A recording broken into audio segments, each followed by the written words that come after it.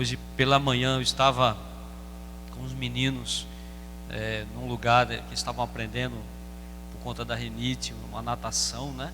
Eu e o Natan estávamos ali escutando as alegrias do André hoje, né? Porque o André sempre teve uma dificuldade de aprender, e hoje o Natan já nada, né? Como uma piaba. Mas o André estava com uma dificuldade, e hoje ele se soltou e ele vinha falando para mim, para Natan, como ele estava feliz, como ele estava alegre, e me fez lembrar na minha época em que eu cheguei na igreja e que eu anelava chegar a terça-feira, a quinta-feira, para eu poder ir para os cultos de doutrina, porque eu tinha dificuldades de entender certas questões da Bíblia e ficava fascinado ao ver o pastor explanando com tanta facilidade coisas que para mim eram as mais obscuras possíveis. Então eu me sentava assim, na época da minha igreja a gente sentava assim de lado, né? Os jovens sentavam assim de lado, e eu ficava ali admirado vendo o pastor doutrinando. E quando eu saía da igreja, eu saía tão feliz, porque eu aprendia algo novo para praticar no outro dia. A palavra de Deus, ela tem essa capacidade, e quando o crente perde essa capacidade de se alegrar com a palavra de Deus, ele tem um sério problema, não é, irmãos? O nosso gozo, o nosso prazer, a nossa alegria está na lei do Senhor. Amém? Quando nos tornamos negligentes ao lê-la, nos tornamos negligentes como crentes em praticá-la, e o resultado disso é uma vida cristã rasa, superficial e numa montanha russa.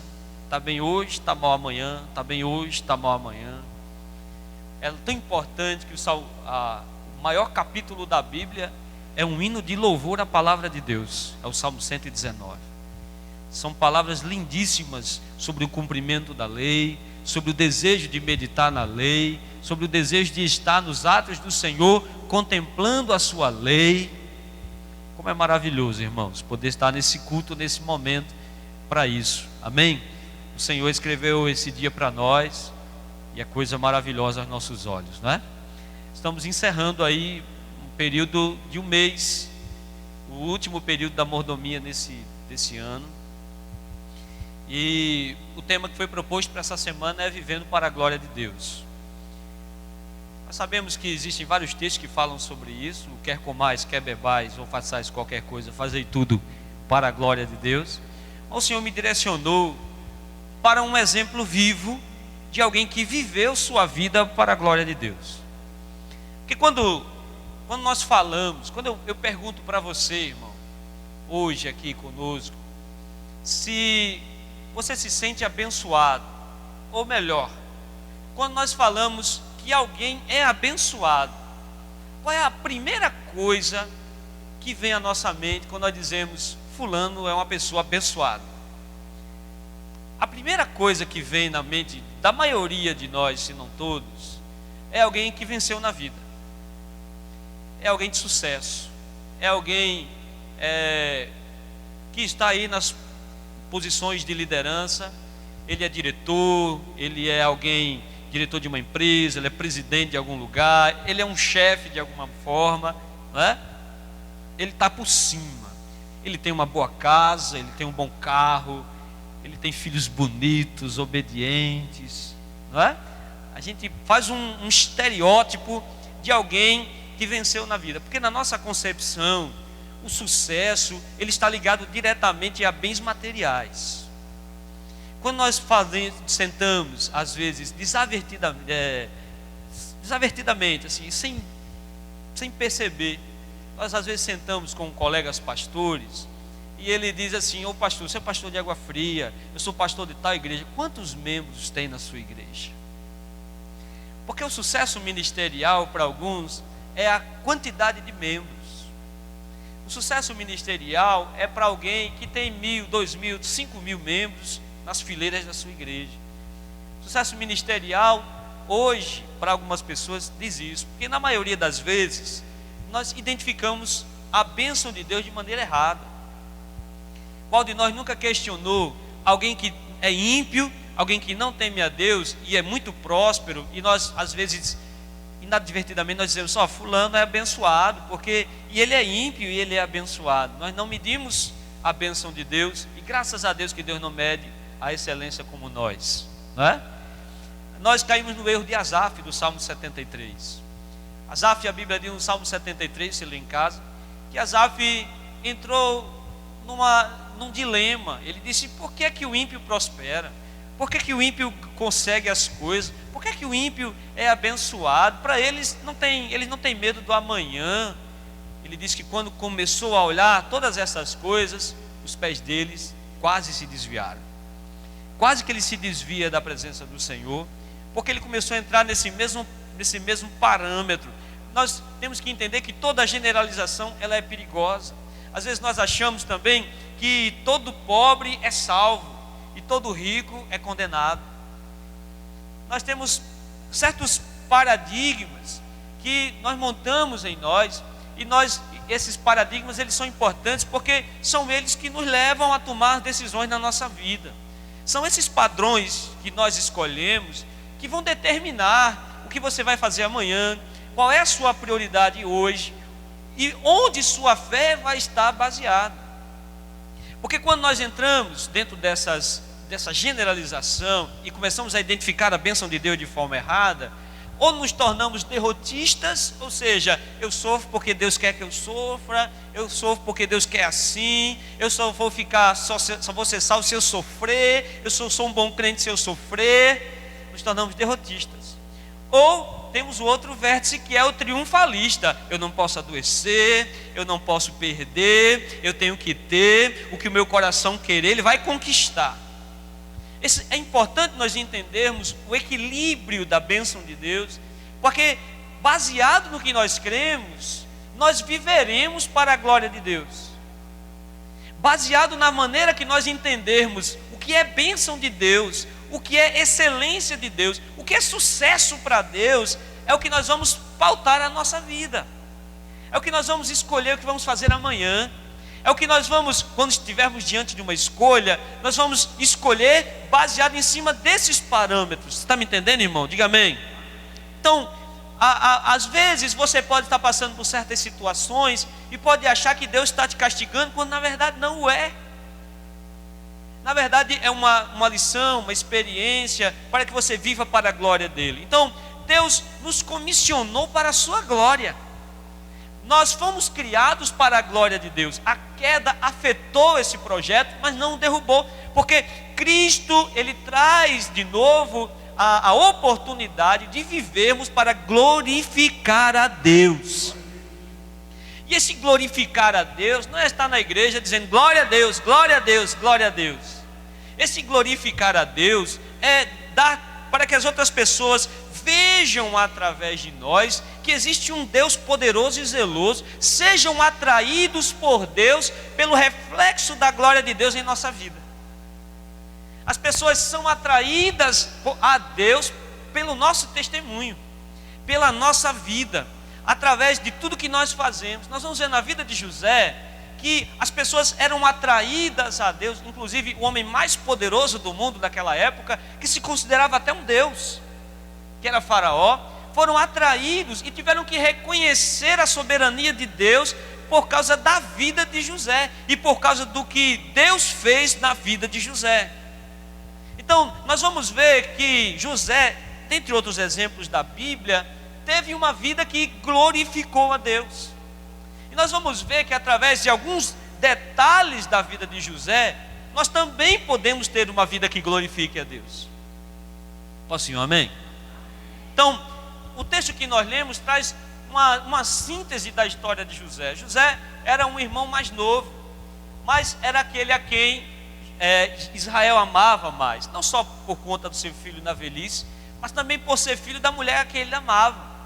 Então a Bíblia mostra claramente que havia um apreço maior de Israel por José. Ele fez uma túnica para ele, o pai fez uma túnica com mangas largas, né? Naquela época, quanto maior a manga do vestido de uma pessoa, mais importante essa pessoa seria, pelo fato dele não ter que fazer serviços domésticos. Então ele quem gerenciava, e culturalmente o primogênito era quem mandava. Jacó virou esse parâmetro, e ele coloca José para tomar conta dos filhos, dos irmãos. Olhe para cá, e o texto bíblico diz o motivo disso. O motivo era que os irmãos de José não eram pessoas muito confiáveis, eram pessoas que faziam muitas coisas erradas. E a Bíblia diz que José vinha e dizia ao pai o que um fez, o que o outro fez, o que o outro tinha feito, entregava. Porque o parâmetro, a vida de José era fundamentada e ele era de conduta ilibada. Então José começou a ser odiado pela sua conduta. José passou a ser odiado pelos sonhos que ele tinha. José passou a ser odiado pelos irmãos, a ponto dos irmãos quererem matar José. E não o mataram porque um dos irmãos, a tradição diz que tentou de todas as formas não deixar que isso acontecesse. Mas tudo começa, meus amados irmãos, com uma verdade principal. Você tem que conhecer a Deus e não imaginar como é Deus. Veja bem, parte dos cristãos hoje não conhece Deus como Deus realmente é. Parte de nós hoje, inconscientemente, formamos uma imagem própria de Deus. Formamos a imagem de um Deus que cura, de um Deus que liberta, de um Deus... Tem até igrejas que usam certos slogans baseados nessas premissas. Mas nós inventamos a imagem desse Deus baseado na nossa mente. E muitas vezes nos frustramos porque não conhecemos Deus como Deus o é. E a palavra do Senhor mostra claramente quem é Deus através do seu caráter. Você está me entendendo? Diga amém. Quando você vai para o livro de Jó, a síntese do livro de Jó é o dilema de por que o justo sofre. Mas você vai ver outro dilema na mente de Jó.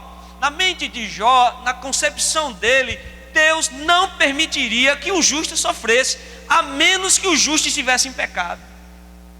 Na mente de Jó, Deus não permitiria. Tanto é que Jó passa o livro quase em todo se analisando, se questionando em que ele errou para ser castigado. Veja, Jó não tinha concepção real de quem era Deus. Tanto é que nos capítulos finais, ele é confrontado por Deus. E ele volta atrás do que ele falou e ele diz: falei o que eu não sabia, falei, não falo mais, sou ignorante. E ele diz: eu conhecia de ouvir falar. Ou seja, ele montou uma imagem de Deus. Agora ele diz: hoje os meus olhos te veem. Diga amém, meu irmão. Então, na mente de Jó, ele tinha esse conflito. Na mente dos discípulos, Jesus se tornaria rei, não morreria. Tanto é que no capítulo 14 de João, Jesus começa consolando os seus discípulos, porque eles tinham plena certeza de que Jesus seria entronizado rei, provavelmente na Páscoa, e estava ali próximo à promessa de Deus se cumprir, quando Jesus no capítulo 13 diz que vai morrer. Então, na concepção deles, o mundo ali desabou, porque a verdade que eles estavam acreditando não era a forma que eles imaginavam. Por isso que Jesus começa no capítulo 14 de João, dizendo assim: não se turbe o vosso coração, creia em Deus, creia também em mim. Jesus está alimentando a fé deles, porque eles estão frustrados, porque eles esperavam algo de Deus que não aconteceu, porque eles criaram uma imagem de Deus que não era a imagem que a Escritura determinava. Você está me entendendo? Diga amém.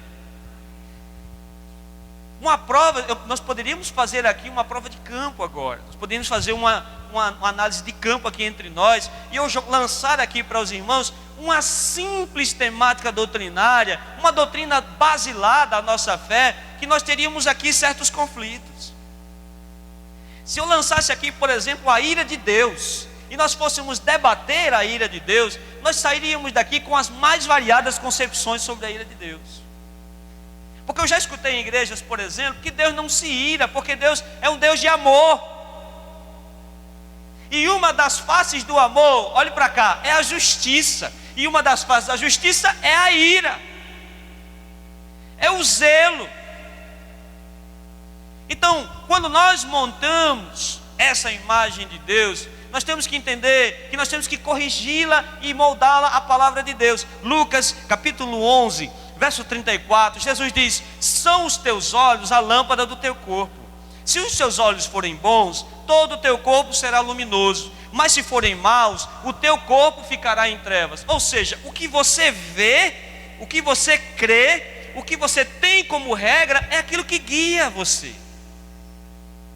Então, se você achar que Deus, se você imaginar que Jesus enviou que Deus enviou Jesus para morrer, para que você tivesse uma vida próspera, você vai viver baseado nisso. Então você vai queimar. Então não vamos condenar os irmãos das igrejas neopentecostais, porque nós poderíamos entrar nesse sistema e estar queimando nosso carro na fogueira santa. Você poderia estar levando um sabonete para casa para quando seu marido dormir, passar sabonete na testa dele, sabonete ungido. O máximo que vai fazer é acordar com os olhos vermelhos. Não vai resolver. Mas essas pessoas, elas criam uma imagem de Deus, uma imagem de que Deus faz isso, então elas creem nisso.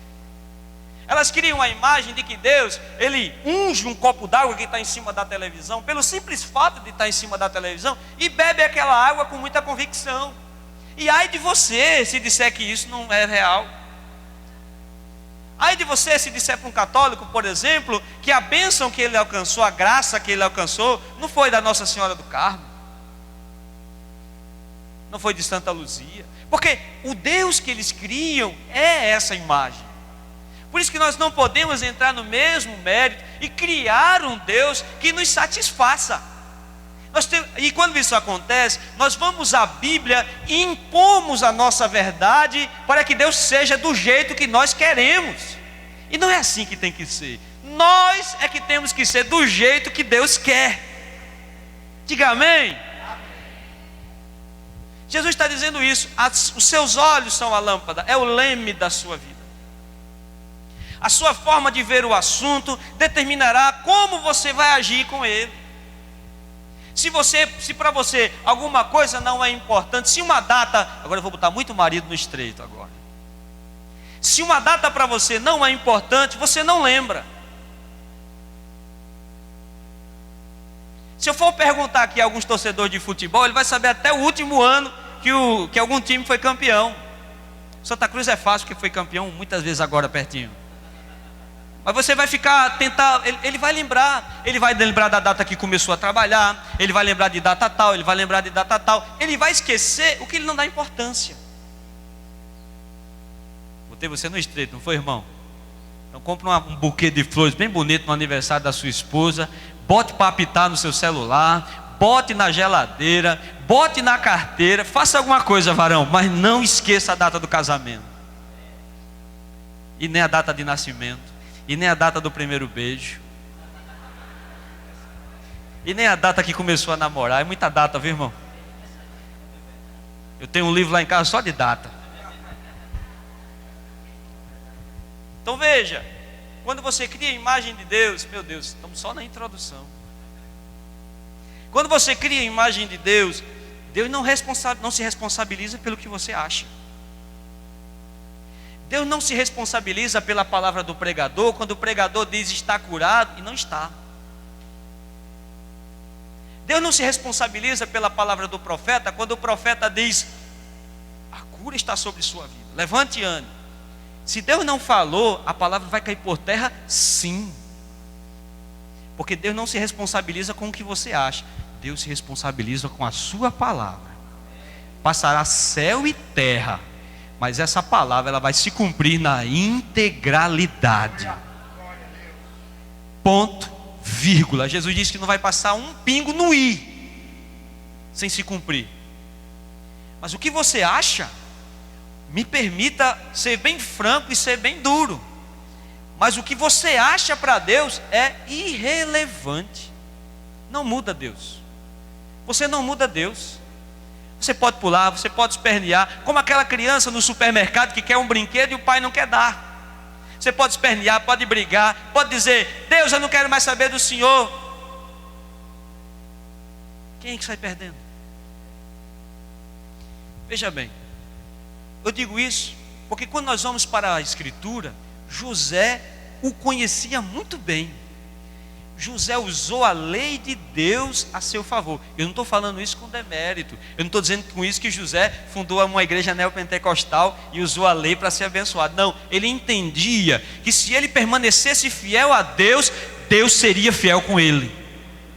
E ele viveria glorificando a Deus pelos milagres que Deus daria em sua vida.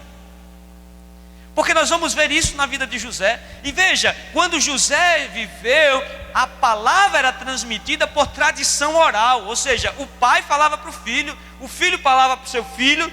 Não havia escritura, não havia nada que se pudesse ler. Israel, Jacó, passou para o seu filho os seus ensinos, e ele guardava no coração. Ele não tinha como ler. Ele guardava o que o seu pai falava a respeito de Deus. E o pai dele dizia: meu filho, Deus é assim. Deus me visitou lá em Betel. Deus é assim, Deus me visitou. Deus me fez ser próspero na terra onde todos queriam me enganar. Deus me fez ser próspero lá. Deus me ajudou, Deus me abençoou. Olha onde eu estou, Deus esteve comigo todos os dias da minha vida. Está vendo eu mancando? Foi o toque de Deus. Então José aprendeu e impregnou isso na sua essência, a ponto de viver isso a cada dia. Basta você observar a postura de José. Nós vamos ver José resiliente ao sofrimento, ou seja, resistente ao sofrimento. José sofreu muito. Veja, irmão, não só o fato de ser vendido como escravo, mas ser vendido como escravo pelos irmãos, aqueles que comiam no prato com ele, irmãos de sangue dele, traíram a confiança dele e o venderam como escravo para serem bonzinhos, porque queriam matá-lo. Isso é sofrimento ou não é, irmão? Se fosse nos dias de hoje, talvez José tivesse transtorno compulsivo obsessivo, transtorno de ansiedade. Mas José permaneceu firme. O caráter de José mostra alguém resistente ao sofrimento. Diga amém, irmão. O caráter de José mostra a vida de alguém nobre, porque ele poderia obter vantagens na casa de Potifar, porque Potifar, nós vamos ver adiante, colocou ele como o mordomo geral de sua casa. Abaixo de Potifar e sua esposa, só José. E se Potifar não ficasse sabendo, humanamente falando, ter um caso com a patroa seria bom para José, humanamente falando, você me entende? Amém? Ele teria vantagens, era a patroa dele. Então mostra ali e ninguém saberia, porque a patroa, ele tinha controle sobre todos e eram escravos. Se quem falasse poderia morrer. Está me entendendo, irmão? Diga amém, irmão. Então nós vemos o caráter de alguém nobre, que não se contamina, mesmo que não estejam vendo, ele não faz. Mesmo que não estejam fazendo, ele não entra nisso. Nós vemos o caráter de um homem puro, alguém que não se contamina com as vantagens do mundo, não se contamina com os prazeres do mundo. A Bíblia diz aqui no texto, lê em casa depois, que José era formoso, era um homem bonito, era um jovem forte e bonito. Corta essa parte do vídeo. Mas a Bíblia diz isso, que ele era formoso. Mas ele, pelo seu caráter, ele se afastou do que era mal. Ele sabia que enquanto ele fosse fiel a Deus, Deus seria fiel a ele. Ele não arreda 1 milímetro do que Deus coloca como verdade na vida dele. Ele não tenta levar vantagem. Ele poderia tentar levar vantagem. Ele poderia imaginar: Deus me abandonou, agora é comigo. Não. Ele é resiliente no sofrimento. Ele entende que aquela situação, de alguma forma, Deus está usando para fazer alguma coisa. Gênesis capítulo 39, verso 3.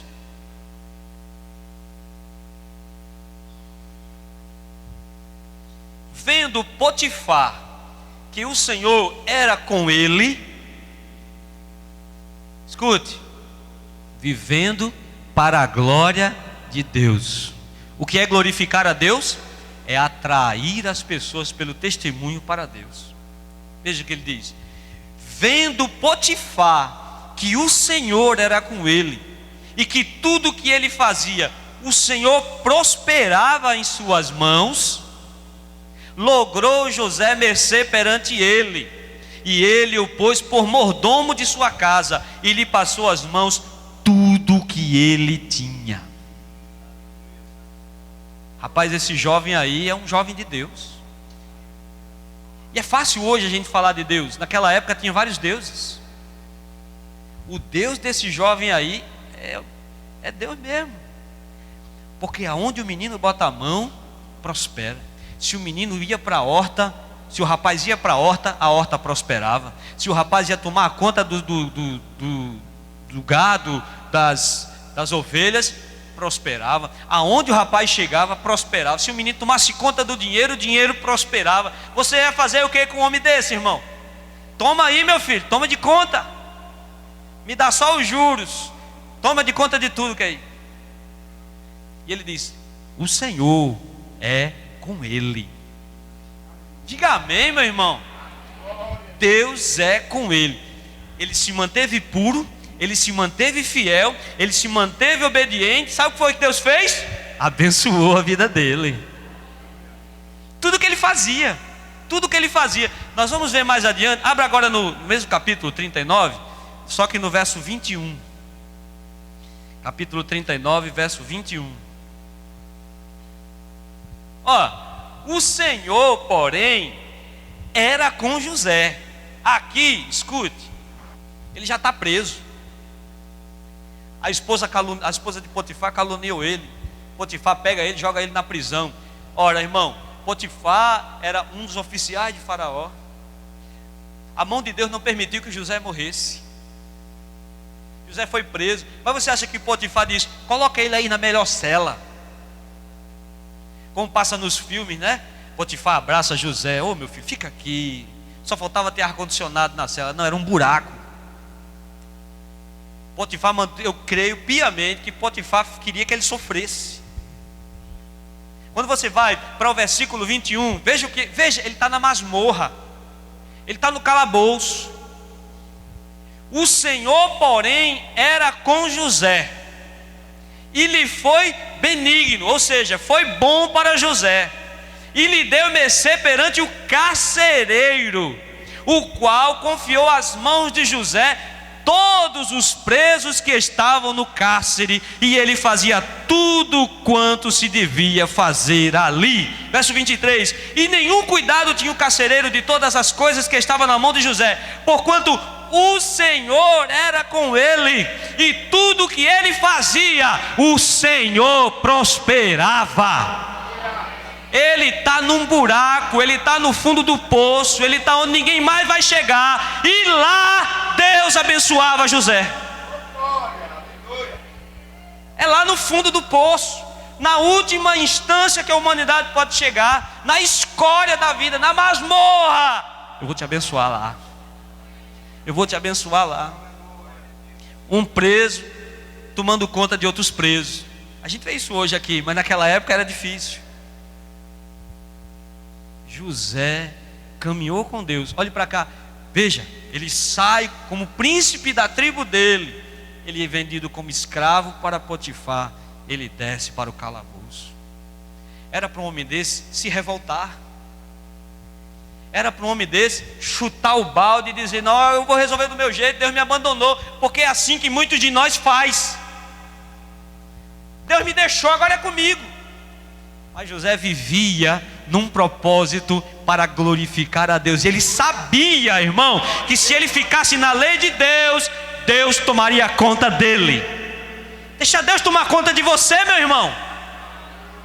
Porque não importa onde você esteja, não importa onde você esteja fazendo, não importa o quanto tempo você faça, se você fizer bem feito, Deus será com você.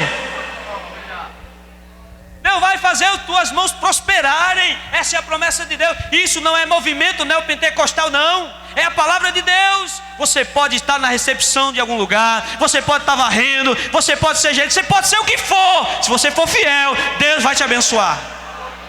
As pessoas vão olhar para você e vão dizer: ali é um servo de Deus, ali é um filho de Deus.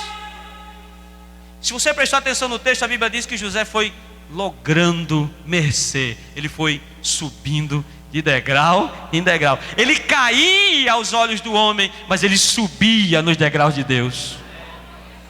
Você entende isso, irmão? Diga amém. Ele sabia, meu irmão. Ele sabia pela palavra, ele conhecia Deus. Não o Deus que fosse inventado, o Deus que os seus pais disseram: Deus é assim, haja assim, Ele vai te abençoar. Nós temos uma riqueza ao nosso favor, mas desprezamos. Corremos de um lado para o outro, agoniado, angustiado. Vamos para lá, vamos para cá, vamos para lá, vamos para lá. Meu Deus, meu Deus, meu Deus. Ande na linha, meu irmão. Ande na linha. Tem um ditado nosso pentecostal que a gente diz: ande de pé junto, meu irmão. Do estreito você não vai andar com passo largo. No estreito você anda de pé junto. Mas até de pé junto, olhe para cá, Deus vai abençoar o que você fizer. E você vai logrando mercê aos olhos dos homens, de Deus. O testemunho de José é material e moral. Ele não só crescia no sentido material, ou seja, se via nele alguém reto, alguém justo. Ora, o carcereiro dá a chave para ele. Ele poderia montar um motim, pegar o carcereiro, matar o carcereiro. O carcereiro disse: não, toma a chave aí, toma conta deles para mim.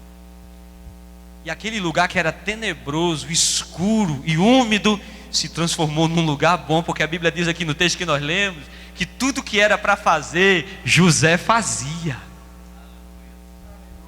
Bom, é possível, mas pastor, aí você se anima. Pastor, então eu quero conhecer a Deus desse jeito. Pastor, então eu quero viver isso que José viveu. É possível conhecê-lo pela sua escritura. É possível conhecer o caráter de Deus na Bíblia, porque o caráter de Deus está revelado da forma que Ele é. Deus, a Bíblia não requer interpretações para que você obedeça. Eu não obedeço porque eu não entendo. É muito difícil entender certas coisas. Não diga isso. Porque o obediente tem sobre si a mão do Senhor. E o desobediente, olhe para cá, no fundo dos meus olhos. O desobediente não cai nessa coisa que Deus é fiel a você, não. Porque o desobediente, Deus rejeita. Deus rejeita. Ele não é fiel a mim e a você, não. Ele é fiel à palavra dele. Enquanto você estiver com o pé dentro da palavra, nenhum mal te sucederá. A mão do Senhor estará sobre você. 1000 cairão ao teu lado, 10.000 cairão à tua direita. A flecha vai passar zunindo no seu ouvido, mas você vai ficar de pé, porque o Senhor vai te guardar. Agora pise fora, meu irmão. É por sua conta. E eu provo a você. 1 Samuel capítulo 15, verso 22.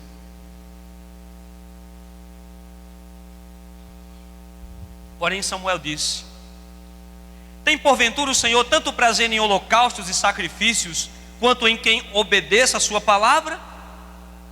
Eis que o obedecer é melhor do que sacrificar, e atender melhor do que gordura de carneiros, porque rebelião é como pecado de feitiçaria, e a obstinação é como idolatria e culto a ídolos no lar. Agora veja a palavra que Deus dá, que Samuel dá. Ele está falando com Saul. Visto que rejeitaste a palavra do Senhor, Ele também te rejeitou. Mas Deus não é fiel a mim? Se eu for infiel, Ele não é fiel a mim? Quando Paulo diz isso, irmão, ele está falando fiel à sua palavra. Vai para a bagaceira do mundo e vê se Deus vai estar com você lá. Vá. Faça uma prova física, né? Se você for, meu irmão, olhe para cá, talvez você não volte. Porque o diabo está esperando uma pequena oportunidade para ceifar a sua vida. Você está aqui pela potente e poderosa mão do Senhor. O Senhor te guardou por todos os teus atalhos, para chegar no dia de hoje e dizer a você: lembra daquele dia que você quase morreu? Eu te guardei. Lembra daquele dia que você quase sucumbiu? Eu te guardei. Lembra daquele dia que você quase se acabou? Eu te guardei. Eu te guardei para que você entenda, aleluia, que eu sou Deus na sua vida.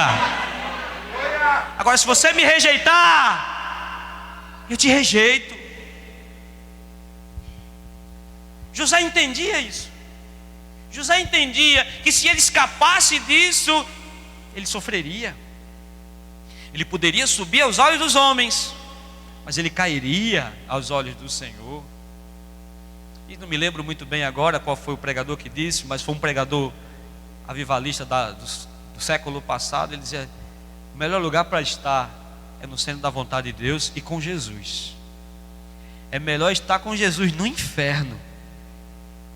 Lutero, obrigado, Diego. Lutero, é melhor estar com Jesus no inferno do que em qualquer outro lugar sem Ele. Porque você pode estar nas barbas de Satanás, se o Senhor estiver do seu lado, aleluia, Ele não chega perto de você,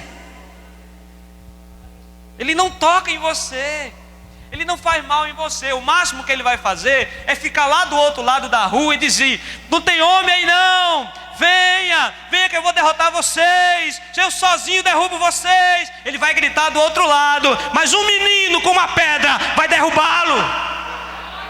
Porque a autoridade não é nossa, a autoridade vem de Deus. O poder de Deus se aperfeiçoa na nossa fraqueza. Não somos nada, não temos condições de fazer nada, somos pequenos, mas o meu Deus é sobre todas as coisas. Você entende isso? Diga amém.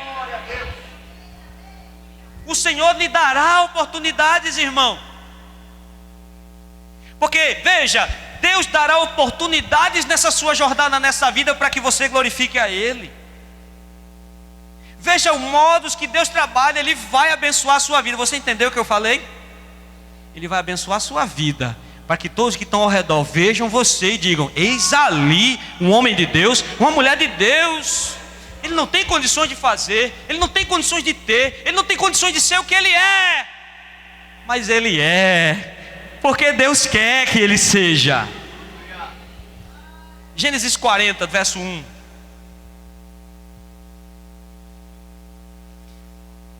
Uma oportunidade que Deus abriu. Passadas estas coisas, aconteceu que o mordomo do rei do Egito e o padeiro ofenderam o seu senhor, o rei do Egito. Indignou-se Faraó contra os seus dois oficiais e o copeiro-chefe e o padeiro-chefe, e mandou detê-los na casa do comandante da guarda no cárcere. Aonde? Onde José. Sabe o que é isso? Oportunidade. Sabe o que foi que Deus deu a José? Uma oportunidade. Todo mundo via desgraça, José viu uma oportunidade. Ele percebeu, ele não ficou de braço cruzado.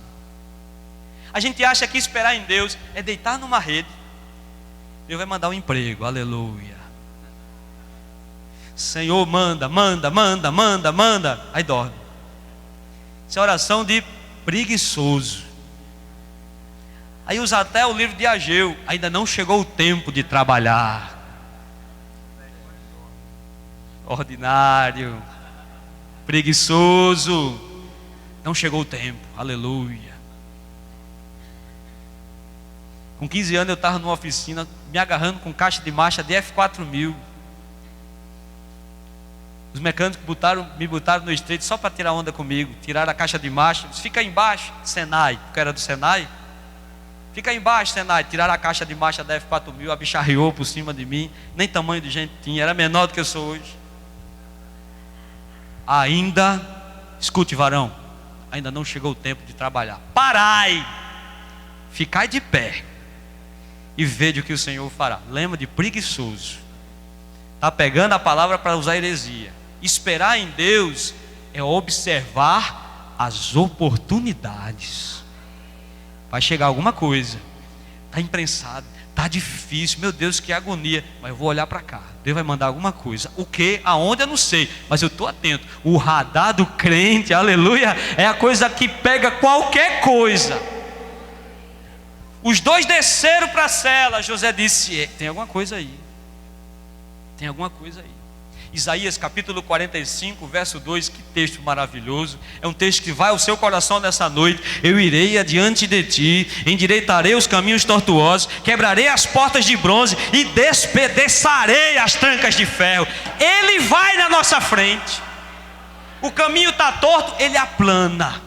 A porta está fechada, ele arromba. Aleluia. Se não tiver que arrombar, ele abre outra. Para dar. Mas você tem que estar atento, irmão. A oportunidade vai surgir. Veja, o verso, capítulo 40, o verso 14. A Bíblia diz que eles dois têm um sonho. Você sabe essa história. O copeiro tem um sonho, o padeiro tem um sonho. José interpreta o sonho deles dois. Um vai morrer, um vai voltar, um vai servir. Veja, o copeiro ia servir o vinho na mão de Faraó. José diz: é esse. É esse. Verso 14 do capítulo 40. Lembra-te de mim quando tudo te correr bem. Rogo-te que te sejas bondoso para comigo e faças menção de mim a Faraó e me faças sair desta casa. José ficou de braço cruzado, irmão. José viu uma oportunidade. José viu uma oportunidade de sair dali. Ele percebeu que aquilo ali de alguma forma poderia tirá-lo. Ele se mexeu, ele procurou uma saída. E isso não é desonrar a Deus. Como alguns fatalistas dizem que Deus está em cima de todas as vontades, a volição do homem é de Deus. Nada, irmão, você tem que se mexer. Obedeça a palavra e se mexa. Olhe, observe, veja, onde é que tem oportunidade? O que é que eu posso fazer? Para onde é que eu posso ir? Porque saiba de uma coisa, irmão, Deus vai abençoar a sua vida para que sirva de testemunho para aqueles que não conhecem a Ele. Diga amém. Deus abrirá portas para lhe abençoar. Fique atento. Você vai sair daqui hoje com o seu radar ligado, porque Deus vai abrir oportunidade para te abençoar. A bênção do Senhor enriquece, mas não traz dores.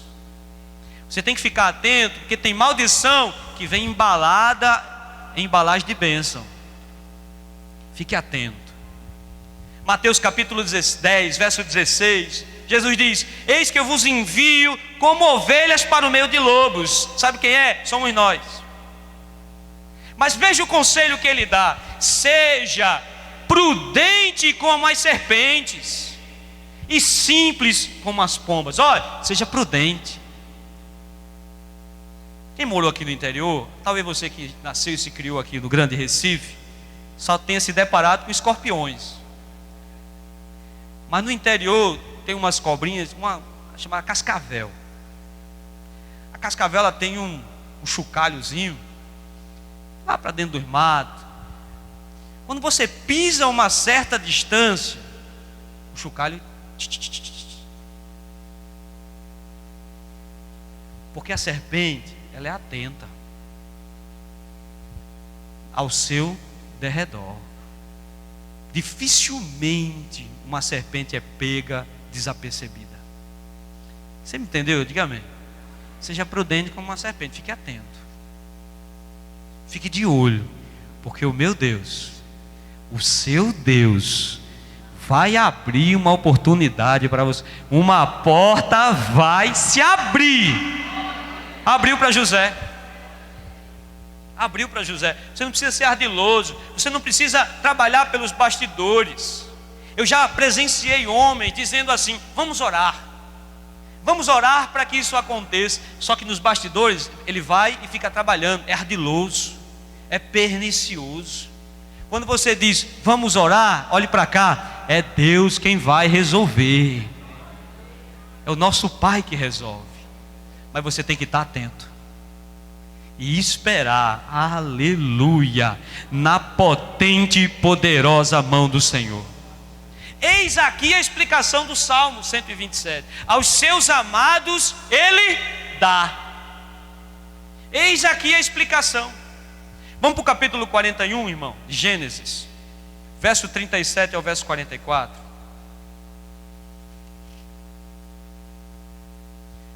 O conselho de José, o conselho foi agradável a Faraó. e a todos os seus oficiais. Ele aproveitou uma oportunidade. O copeiro não lembrou dele. O copeiro, a Bíblia diz que não lembrou de José. Você acredita nisso, irmão? O sujeito não lembrou de José. Mas quando o homem esquece, Deus se lembra. Verso 38, perdão. Disse Faraó aos seus oficiais, ele está falando a respeito de José: acharíamos porventura homem como este, em que há o Espírito de Deus? Aleluia! Está vendo isso aqui? Quem está falando aqui é Faraó, é Ra encarnado, é o Deus Sol encarnado. Ele está dizendo aqui, Deus Sol encarnado para eles, porque ele não era Deus, mas ele se achava Deus. Porventura acharíamos outro homem em que há o Espírito de Deus? E Deus aqui está em maiúsculo, viu? É Iavé. Aleluia. Verso 39. E disse Faraó a José: visto, mais uma vez, olhem, que Deus te fez saber tudo isso, ninguém há tão ajuizado como tu. Vamos lá. Administrarás a minha casa, e a tua palavra obedecerá todo o meu povo. Somente o meu trono e eu serei maior do que tu. Disse mais Faraó a José: ainda tem mais. Vês que eu te faço autoridade sobre toda a terra do Egito. Então tirou Faraó o seu anel de sinete na mão e o pôs na mão de José. Fez vestir roupas de linho fino e lhe pôs ao pescoço um colar de ouro. E fez-lo subir ao seu segundo carro, e clamavam diante dele: inclinai-vos. Desse modo o constituiu sobre toda a terra do Egito. Agora eu quero perguntar uma coisa a você, eu quero que você seja bem sincero comigo. Você acha que nessa hora aqui José lembrou do calabouço? Ele não lembrou mais. Porque quando finalmente o propósito de Deus se estabelece na sua vida, a dor fica para trás. Você esquece. É como uma cicatriz que está marcada no seu corpo. Você sabe que caiu, você sabe que se machucou, mas você sabe que nunca mais vai voltar a doer. Oh, aleluia, louvado seja Deus. Eu sei que o Espírito do Senhor está falando ao seu coração hoje. Eu sei que Deus está bradando ao seu coração hoje aqui.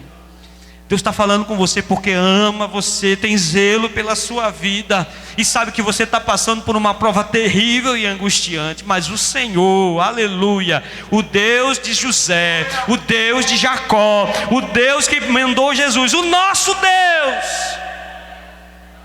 nos reuniu nesta noite para dizer: você vive para a glória de Deus. Deus vai abençoar a sua vida. Uma porta vai se abrir, e quando a porta se abrir, você não vai lembrar desses dias.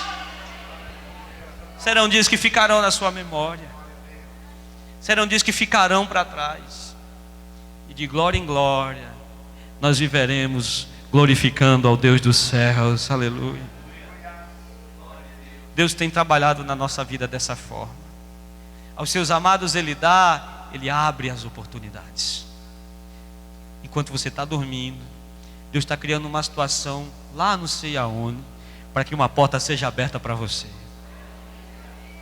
Enquanto você está orando, Ele milita uma causa que você não tem força para lutar.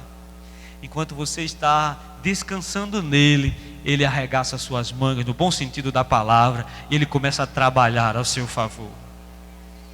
Você não vê José berrando, você não vê José gritando, você não vê José correndo.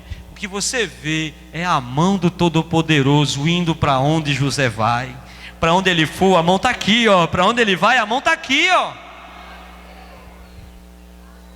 Para onde você for, meu irmão, o que você fizer, meu irmão, faça com excelência para Deus. Abra seus olhos, porque o Senhor vai abençoar a sua vida. Deus pavimentou o caminho de José. Quando José chega no final, lá no final, José olha para trás, os irmãos ficam com medo, o pai morreu. Eita, agora José vai mandar prender, vai mandar açoitar, vai mandar matar, vai se vingar. Enquanto papai estava vivo, a gente estava segurando as pontas, mas agora José chama eles. Não se preocupe não, porque todo o mal que vocês intentaram contra mim, meu Deus, transformou em bem. Deus pavimentou a história da vida de José. Mas pastor, para que isso? Por que tem que passar por essa estrada da vida? Quando a gente vai para Gênesis 37, 9, eu vou correr, pode acreditar que eu vou correr. Meia hora eu vou resumir em 8 minutos. Quando você vai para o capítulo 37, versículo 9, eu quero que você me ajude e faça uma leitura do caráter de José. Ele era um menino bom, diga amém. Mas não tem ninguém 100%. Não tem ninguém 100%. A Bíblia diz que todos pecaram. Quando você vai para o livro de Jó, a Bíblia diz que os primeiros adjetivos no livro de Jó, quem dá a Jó é Deus. Não é o pastor. Está vendo ali? Está vendo ali o meu servo Juscelino, homem bom, temente a Deus. Pastor. Jó, quem deu os adjetivos de Jó foi Deus, rapaz.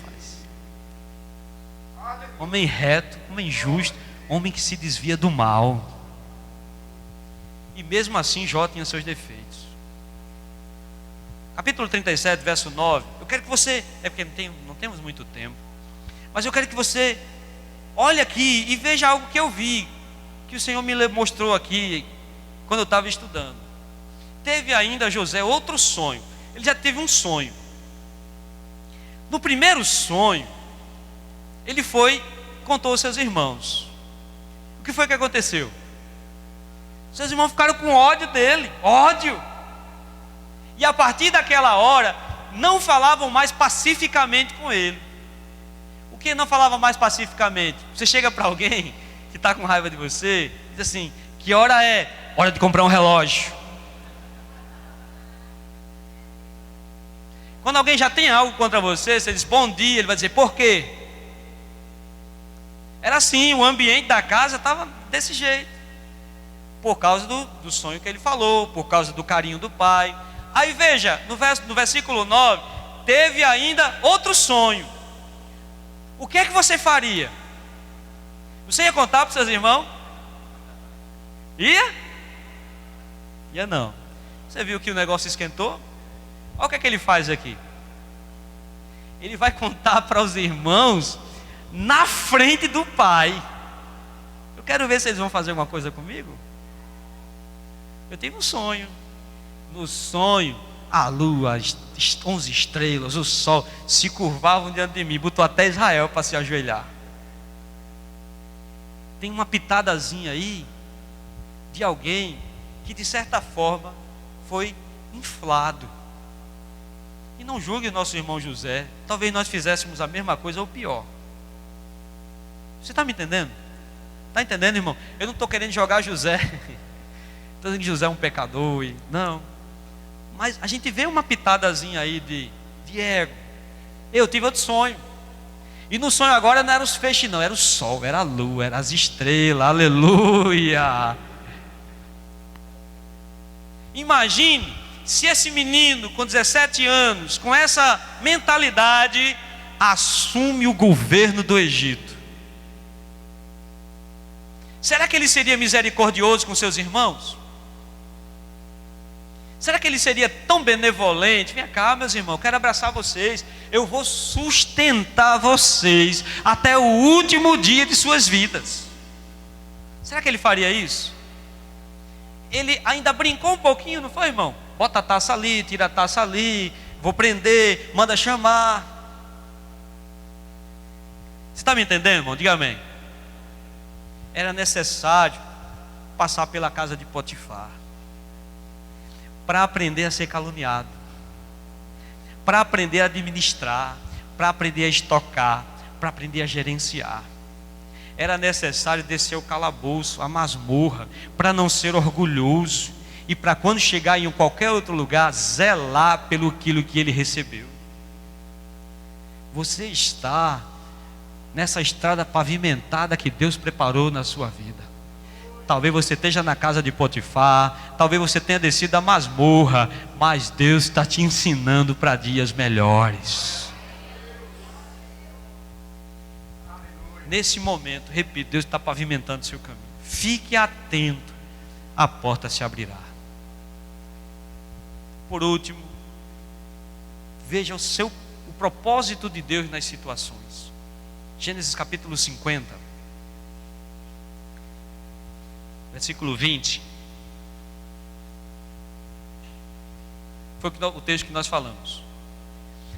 Vós, na verdade, intentais o mal contra mim, porém Deus o tornou em bem, para fazer como vedes agora, que se conserve muita gente em vida. José viu o propósito de Deus em tudo que ele experimentou. Tem um texto que eu gosto muito, que é João 13:7.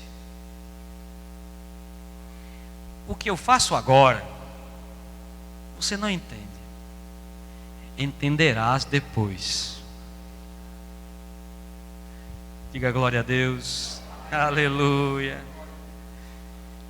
Porque os meus pensamentos, diz o Senhor, não são os seus pensamentos. Você quer subir no trono com 17 anos, você vai chegar lá e vai arrepiar. Não vai. Você vai ter que passar pela casa de Potifar. Você vai ter que passar pelo calabouço, pela dor, por algumas dificuldades, para quando você chegar lá, para quando finalmente, eu não estou dizendo aqui, irmão, poder, riqueza e glória nessa vida. Não. Alguns de nós talvez não alcancem isso durante toda a vida. Alguns de nós talvez não alcancem os sonhos que tanto desejam. Mas eu sei de uma coisa, olhe para cá. O maior propósito de Deus para a nossa vida se cumprirá. E talvez você não seja rico e poderoso, influente nessa sociedade. Os grandes homens de Deus foram renegados pela sociedade e foram lembrados por Deus. Mas saiba de uma coisa: o Senhor está pavimentando a vida de cada um de nós. E se você ficar no centro da vontade dEle, Ele vai abrir uma oportunidade para você. E essa oportunidade você vai, veja onde você está. Eu me lembro muito bem, irmãos, que eu li esse texto hoje. Eu me lembrei de um período que eu trabalhei no setor de contabilidade de uma casa de saúde, um hospital psiquiátrico em Mossoró. Trabalhei no setor de contabilidade de lá. Saí de lá, fui para um colégio de freiras, onde trabalhei 10 anos no setor de informática, mas também no setor administrativo. Hoje eu me sinto na igreja para ver algumas questões administrativas. Eu me lembro de algumas questões que eu resolvi na época que eu estava no colégio. Eu me lembro de algumas coisas da contabilidade que eu resolvia quando trabalhei no hospital psiquiátrico.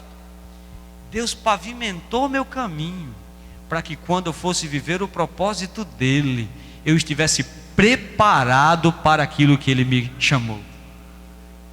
Amém, irmão? Deus está te preparando. Mas pastor, eu já tenho 50, eu já tenho 60. Deus está te preparando. Deus está lhe levando a momentos que você nem imagina.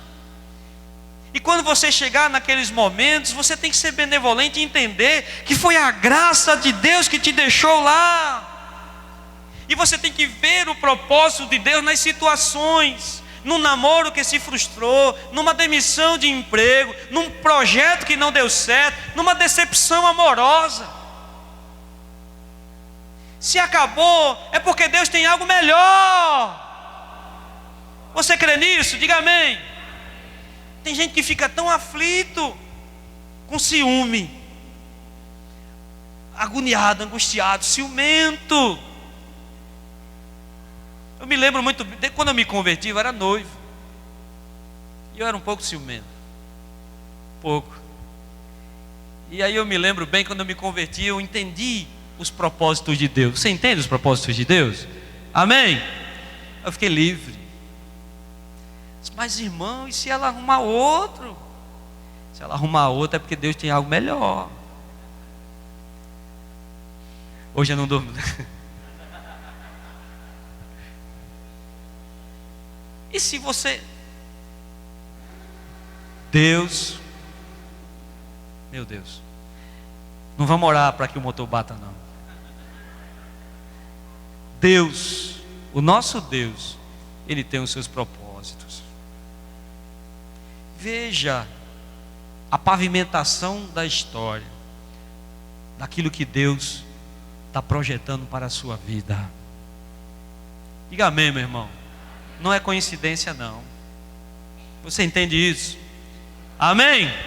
Eu vou encerrar, prometo.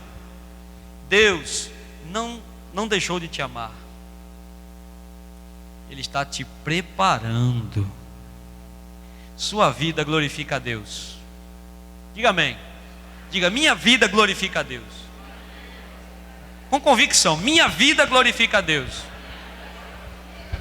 Então Ele vai abençoar você para que todos vejam que tem um Deus na sua vida.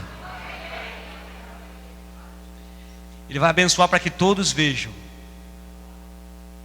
que você não é. Por isso que Paulo diz, ele pega as coisas que não são para confundir as que são. Nós não somos nada. Somos pequenos, somos irrelevantes. Mas quando você dobra o seu joelho, a palavra do Senhor nos ensina que nós temos a capacidade de, não vou dizer mover a mão de Deus, mas de atrair a atenção de Deus, fazer com que Deus interfira na história de alguém e mude a história daquela pessoa.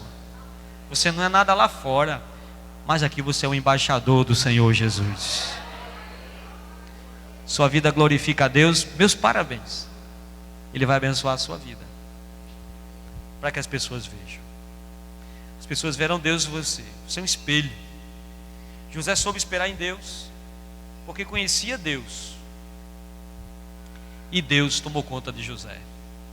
Eu quero dar um conselho para você. O Senhor quer tomar conta de você. Quer. O Senhor quer te colocar no aprisco dele, te sustentar, te guardar. Agora você tem que entrar no caminho dele. Eu não estou falando isso com soberba no coração, porque todos os dias eu tenho lutado para permanecer nesse caminho. Todos os dias eu peço a misericórdia e a graça de Deus, para que meus pés não resvalem daquilo que o Senhor preparou para mim. Faça isso também. Amém? Fique de pé por um momento. Oh, aleluia. Grande e poderoso Senhor. Pai, nós te agradecemos nesse momento. Cantarabás, irebei cantarabás. Oh Senhor, grande e misericordioso. Tu nos escolheste para glorificar o teu maravilhoso nome. Tu nos escolheste, Senhor. Tarabá, cantarabás. Alguns degenerados, promíscuos, mentirosos, criminosos, pessoas de má fama, de má comportamento, pessoas tão ruins, mas o Senhor nos chamou para refletir a sua glória, e por isso tem nos limpado dia após dia, dia após dia, dia após dia.